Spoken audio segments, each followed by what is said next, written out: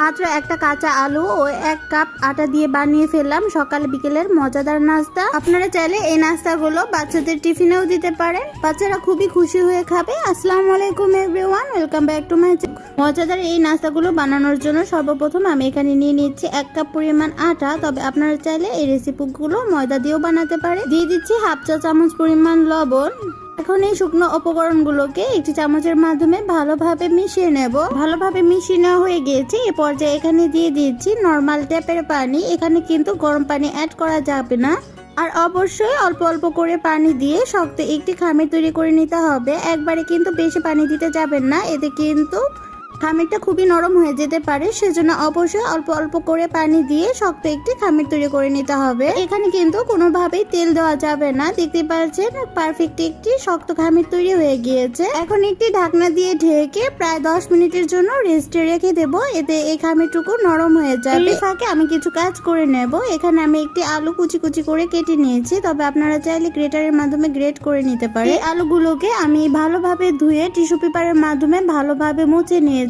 এই আলুর ভিতরে কোনো প্রকার পানি থাকা যাবে না। এ পর্যায়ে এখানে দিয়ে দিচ্ছি বড় সাইজের একটি পেঁয়াজ কুচি, দিয়ে দিচ্ছি পরিমাণ মতো মরিচ কুচি। মরিচটা কিন্তু বুঝে শুনে অ্যাড করতে হবে, যে কতটুকু পরিমাণ ঝাল খাবেন সে অনুযায়ী বাড়ি কিংবা কমিয়ে অ্যাড করতে হবে। দিয়ে দিচ্ছি পরিমাণ মতো লবণ। এ পর্যায়ে এখানে দিয়ে দিচ্ছি পরিমাণ মতো শুকনো মরিচের ফাঁকি। তবে আপনারা চাইলে শুধু কাঁচা মরিচ দিয়েও এই রেসিপিটি বানিয়ে ফেলতে পারেন। দিয়ে দিচ্ছি ম্যাগি ম্যাজিক মশলা 1 পাতা। এখানে আর কোনো বাড়তি মশলা অ্যাড করব না, যেহেতু ম্যাজিক মশলায় সব ধরনের মশলা দেওয়া থাকে। এখন হাতের মাধ্যমে একটু ভালোভাবে মাখিয়ে নেব। আর এভাবে মাখিয়ে নেওয়ার কারণে আলুটা প্রায় অনেকটাই সফট হয়ে আসবে। দেখতে পাচ্ছেন মাখিয়ে নেওয়া হয়ে গিয়েছে, আমি সাইডে রেখে দিচ্ছি। এখন আমি খামিরটাকে একটু ভালোভাবে মুথে নেব। দেখতে পাচ্ছেন খামিরটা একদম পারফেক্টলি সফট ও নরম হয়ে গিয়েছে। আর আমি এখান থেকে মাত্র 2টো লেচি কেটে নিয়েছি। এখন আমি ভালোভাবে ঝুলা দিয়ে নেব। দেখতে পাচ্ছেন আমি ঝুলা দিয়ে নিয়েছি। এখন আমি বেশি পাতলাও না আর বেশি মোটাও না, এরকম করে 2টি রুটি বেলে নেব। আর রুটিগুলো কিন্তু অনেক বড় বড় করে বেলে নিতে হবে। এভাবে যদি বাচ্চাদের একবার নাস্তাগুলো বানিয়ে দেন, বাচ্চারা কিন্তু সবসময় আবদার করতেই থাকবে। এই নাস্তাগুলো কিন্তু ভীষণই মজার হয়ে থাকে।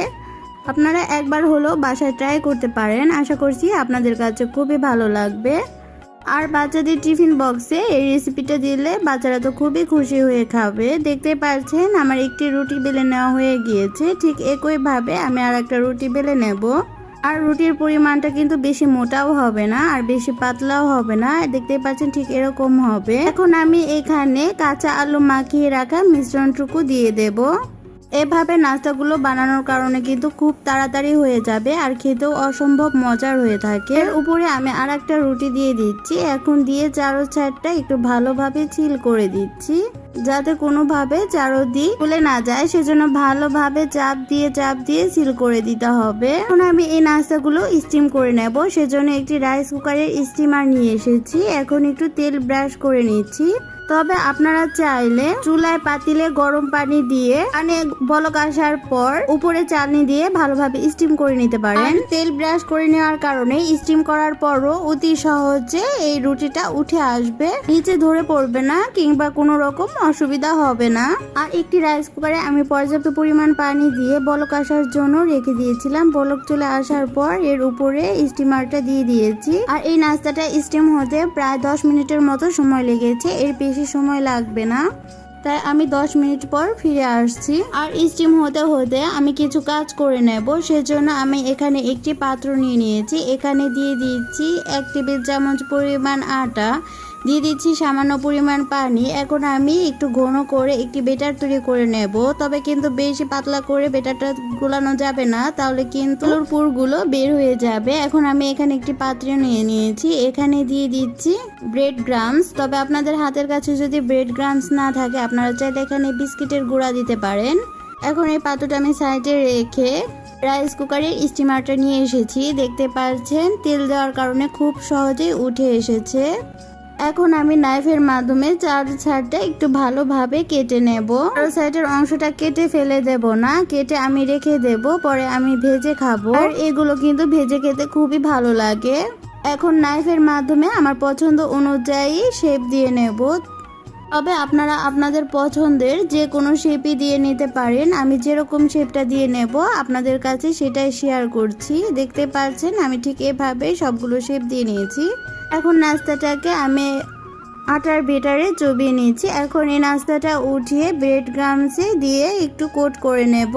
এভাবে নেওয়ার কারণে কোনোভাবে কিন্তু আলুর পুরটা বের হয়ে আসবে না। আর এভাবে কিন্তু নাস্তাটা বানিয়ে থাকলে খুবই মজার হয়ে থাকে। আপনারা একবার হলেও বাসায় ট্রাই করে দেখতে পারেন। আশা করছি আপনাদের কাছেও খুবই ভালো লাগবে। একে একে আমি সবগুলো নাস্তা আমি ভেজে নেব।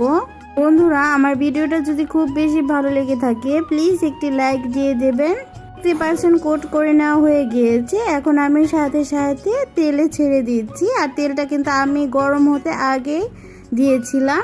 আর এই নাস্তাগুলো কিন্তু একদমই গরম তেলে দেওয়া যাবে না, হালকা গরম তেলে দিয়ে উল্টে পাল্টে ভালোভাবে ভেজে নিতে হবে। আর ভেজে নেওয়ার সময় কিন্তু অবশ্যই চুলার আঁচটা মিডিয়াম টু লো ফ্লেমে থাকবে। এতে ভিতরটাও কুক হবে আর বাহিরটাও ক্রিস্পি হবে, খেতেও অসম্ভব মজার হবে। এই নাস্তাগুলো কিন্তু একদমই কম তেলে ভাজা যায়। দেখতে পাচ্ছেন আমি কিন্তু কম তেলে ভেজে উঠিয়ে নিচ্ছি। কতটা সুন্দর হয়েছে। ভিতরটা হয়েছে আলুর পুরে ভরা আর বাহিরটা হয়েছে খুবই ক্রিস্পি।